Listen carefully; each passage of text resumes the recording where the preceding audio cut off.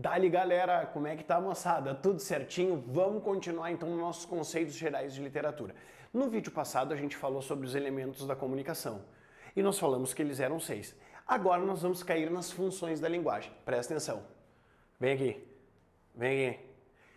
Sempre cai no Enem funções da linguagem. Gente, virou uma verdade. É quase uma verdade da vida, né? Eu tenho certeza que um dia morrerei e tenho certeza que cairá funções da linguagem em literatura. Porque todo ano cai ao menos, pelo menos, uma questãozinha de funções da linguagem. Então tu vai ter que prestar atenção nessa situação. Bom, como é que eu sei como é que funcionam as questões de funções da linguagem? Pessoal, presta atenção. Eu tenho 6 elementos da comunicação que nós vimos no vídeo passado. O quê? Você pulou o vídeo passado? Então volta e olha e volta aqui. Eu vou te esperar um segundo. Já voltou? Olhou? Beleza. Então, olha só. Se eu tenho 6 elementos da comunicação, sempre, em qualquer tipo de discurso, em qualquer produção textual que eu tiver, independentemente da forma do texto, sempre eu vou dar ênfase para um ou mais elementos da comunicação. Sempre para um ou mais dos elementos da comunicação eu vou dar ênfase, tá? Então quer dizer que pode ter mais de uma função da linguagem no mesmo texto, tá? Porque o que acontece? Segundo o elemento da comunicação que eu dou mais ênfase, é isso que determina a minha função da linguagem. Então, gente, assim, ó, bem simplão, assim, grosso modo, eu tenho 6 elementos. Se eu dou ênfase para um, a função da linguagem é desse que eu dei ênfase. Se eu dei ênfase para 2, as duas funções são essas. Bah, professor, e agora se tem 2, como é que eu vou saber para fazer no Enem? Simples também. O Enem sempre quando tem um texto que tem mais de uma função da linguagem, ou nas alternativas, ele tira uma das que fazem parte do texto para você marcar, né, a que sobra, ou vai te dizer coisas assim: além da função tal, esse texto apresenta, e aí você vai para outra. Certo, pessoal? Então é simplão, assim, ele vai pegar e vai te dizer o que ele quer, o que ele não quer. Pessoal, então eu tinha 6 elementos da comunicação, eu tenho 6 funções da linguagem. E aí elas vão ser determinadas pela ênfase que eu dou a esses elementos. Gente, a função emotiva também pode ser chamada função expressiva, né? O Jacobson chamou, né? É a função centrada no emissor. Ou seja, quando eu falo dos meus sentimentos, das minhas emoções, das minhas opiniões, eu estou dentro da função emotiva. A poesia tem muita função emotiva. A música, né? A música, a sofrência a sofrência é função emotiva, né? O cara o cara ou a cara tão maus, né? Tão maus ali morrendo. Os diários são função emotiva. Artigos de opinião são funções emotivas. Por quê? Porque eles dão ênfase na opinião, tá? Do emissor. A função apelativa, também chamada de conativa. Presta atenção, não estou falando conotativa, estou falando conativa, tá? Ela é a função que busca exercer uma ação naquela pessoa que está escutando, está lendo a mensagem. Então, ela é uma função centrada no receptor. Tá? No receptor. Né? Então, olha só, a propaganda, a publicidade, ela tem muito de função apelativa. O modo imperativo é um modo que marca, tá? Os modos do verbo no imperativo. Quando o verbo está no imperativo, geralmente a função apelativa. Vem aqui. Ó, tô te dando uma ordem, eu quero que você venha. Não fume, o imperativo negativo também quer exercer um comportamento. Na literatura a gente vê muito os sermões do Padre Antônio Vieira, né? Eles querem convencer seus fiéis de alguma coisa, portanto eu estou dentro da função apelativa ou conativa. Já a função referencial, adivinha qual é o elemento da comunicação que dá a função referencial? Acertou, o referente. Então, quando a mensagem, quando o texto é centrado no referente, eu estou dentro da função referencial. Pessoal, aqui é uma tentativa de falar, descrever o mundo sem dar sua opinião pessoal.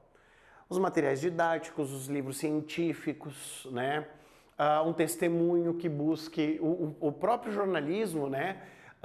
Ele deve ser imparcial e o princípio da imparcialidade deixaria ele dentro de uma função referencial. Mas a função referencial é a mais descritiva do mundo. Então, olha aqui, ó, vou te mostrar uma diferença. Se eu digo assim, ó, esse quadro é preto, isto aqui não é discutível, tá? Isso aqui é função referencial. Eu estou dizendo que esse quadro é preto e acabou. É uma informação no mundo, tá? Esse quadro é preto, fechou. Agora, se eu digo assim, ó, este quadro preto é bonito, eu tô na função emotiva. Por quê? Porque eu dei minha opinião sobre esse quadro negro. Esse quadro negro é bonito. O bonito já vem pra mim. Tu pode dizer, não, não acho bonito. Eu sei que tu acha lindo. Eu sei que tu achas maravilhoso. Mas não importa. Pode alguém que tipo destoe do gosto, assim, que seja, né? Vai dizer, não, não acho bonito esse quadro. Bom, então tá, azar é teu, né? E, para além disso, você também tá dando sua opinião. Então você tá dentro da função emotiva. Certo, gente? Função fática é a que se centra no canal. E lembrem que o canal era aquela ideia de estabelecer uma conexão psicológica. Então a função fática é aquela conversa de elevador, é aquela conversa sem assunto, é aquele oi, tudo bom por educação, sabe? Oi, tudo bom, tudo, e tudo, acabou. Né? Essa situação, né, gente, isso é função fática. Eu só vou estabelecendo... Sabe quando você encontra aquela pessoa semi-desconhecida? Elevador. Tá subindo o elevador. Aperta o botão, entra vizinho aqui, você... Tá subindo juntos. Oi, tudo bom? Tudo. Tudo, e você? Tudo bem? Tudo. Calor, né? É, tá calor. Será que chove? Parece, né, que chove. Meu andar, tchau. Gente, eu não conversei sobre nada. Eu só fiquei testando o canal. Então, quando eu também estou conversando e quero ver se a pessoa está ligada, eu também estou testando o canal. Por exemplo, eu ligo para alguém, começo a falar enlouquecidamente. A pessoa fica num silêncio. Quando eu vejo, eu digo, bah, daqui a pouco caiu a ligação e eu sigo falando enlouquecidamente, não estou falando com ninguém, né? Eu digo, tá aí, tá me escutando? Isso é função fática. Eu estou testando o canal, eu quero ver se a pessoa está ali. Me entenderam?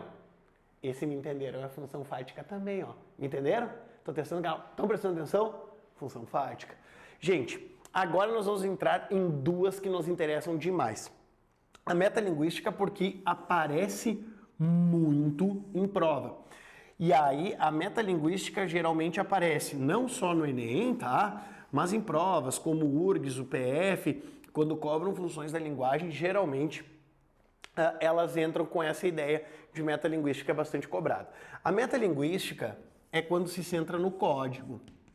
E a gente falou que o código era a linguagem. Então, quando a linguagem está falando dela mesma, presta atenção, quando a linguagem está falando dela mesma, eu estou na função metalinguística. Um exemplo clássico que vocês têm é do dicionário. São palavras definindo palavras. O Enem cobrou no de 2020 o itinerário de Pasárgada do Manuel Bandeira, né? Que era metalinguístico, ou seja, ele estava falando como ele compôs o poema dele. Então era um texto falando sobre a composição de um texto. Já cobrou o exercício da crônica, de um texto falando sobre como escrever um texto. Então vocês cuidem. A metalinguagem é geralmente o poema, o texto. O começo de Dom Casmurro, gente, do Machado de Assis, ele vai discutir sobre o livro, vai dizer, ó, esse livro chama-se Dom Casmurro por causa de um poeta de trem, que insistiu em dar meu apelido de Casmurro, pois fiz de conta que estava cochilando para... Enfim, ele está discutindo o título do próprio livro. Isso é metalinguagem, tá? Manuel Bandeira, quando diz, estou farto do lirismo comedido, né? Não quero saber do lirismo que não seja libertação. Em poética, ele está falando sobre a própria poesia num poema. Tá? Então, isso é metalinguagem. Cuidado, né? Eu posso ter uma obra, um Velázquez pintando as meninas, né? Nessa obra eu tenho, só para você, se você quer ir, procura no Google, as meninas do Velázquez. Eu tenho no quadro um pintor olhando para fora, assim, com uma tela de costas para ti, pintando um quadro. Poxa, eu tenho, olha só, um quadro de alguém pintando um quadro. Eu estou dentro da metalinguagem. Deixa eu te mostrar uma coisa. Linguagens, códigos e suas tecnologias, né? Daqui a pouco vem uma fotinho. Olhem só. Tirei uma foto para carteira de identidade. Aquela foto séria, né? Que eu não posso botar emoção. Tô dentro da função referencial, eu quero ser reconhecido, tá? Tirei uma foto pro Insta aqui, ó. Felizão ou triste. Tô na função emotiva, tá? Mostrei o que eu estou sentindo. Agora, pensa eu tirando uma foto na frente do espelho. Na frente do espelho, nessa foto aparece o meu celular. Aparece obrigatoriamente o meu celular tirando a foto. Pá! Tirei uma foto na frente do espelho. Me esqueci do bico de pato. Tirei a foto. É metalinguagem. Sabe por quê? Porque o celular está aparecendo. Portanto, eu estou tirando uma foto minha, tirando uma foto. É a linguagem fotográfica falando da linguagem fotográfica. Um pintor pintando uma obra. Um quadro de um pintor pintando uma obra. Metalinguagem. Um poema de um poeta falando sobre a poesia. Metalinguagem. Então presta atenção, quando a linguagem fala dela mesma, ou seja, quando o código faz uma autorreferência ao próprio código, eu estou dentro da metalinguagem. E para terminar, nos interessa bastante que a função poética. Porque a função poética, gente, ela é centrada na mensagem. Ela é o trabalho com a mensagem. Certo? Bom, se ela é o trabalho com a mensagem, a função poética é da literatura. Sempre a literatura é função poética. Isso não importa, assim, tipo, ó, lembrem, pode ter ênfase em um ou mais elementos, tá? Então a literatura é sempre poética mais uma. Por que a literatura é poética? Por causa dos outros vídeos que a gente viu. A gente viu que literatura é ficção, portanto ela é uma invenção. Ela é arte da palavra escrita, a gente não falou? Poxa, então ela trabalha com palavras. E a gente viu que em literatura importa o como se fala e não o que se fala. Portanto, importa a mensagem, a elaboração da mensagem. A função, a literatura, ela só existe como função poética.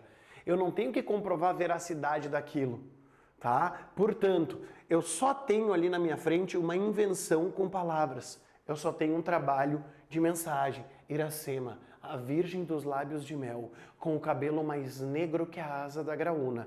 Olha esse tipo de recurso para me dizer e para me descrever a Iracema. Vocês percebem essa situação? Poxa, isso é trabalho com a mensagem. Então eu pego a mensagem em vez de dizer, oh, a Iracema é uma virgem que tem o cabelo preto comprido. Isso seria super referencial. Mas eu crio na minha mensagem, Iracema, a virgem dos lábios de mel, com o cabelo mais negro que a asa da graúna, o favo do... Então, eu vou criando essa situação. Então, a literatura é sempre poética. Mas pode ser poética e metalinguística, pode ser poética e fática, pode ser poética e emotiva. Então, quando eu penso no texto literário e no texto não literário, pessoal, eu tenho que ver uma coisa. O texto literário é sempre poético, então ele é sempre mensagem. É o como eu falo as coisas. Geralmente o texto não literário, ele pode ter, se não jornalístico, ele vai ser um texto referencial, se ele é publicitário, ele vai ser conativo, e assim vai. Então, diante disso, a gente tem que estudar porque isso é uma habilidade cobrada pelo Enem, tá? De ti, o Enem te cobra os recursos expressivos que fazem do texto literário, esse trabalho com a função poética ou com a mensagem. E para isso, no próximo vídeo, nós vamos ver as figuras de linguagem. Até o próximo vídeo, pessoal.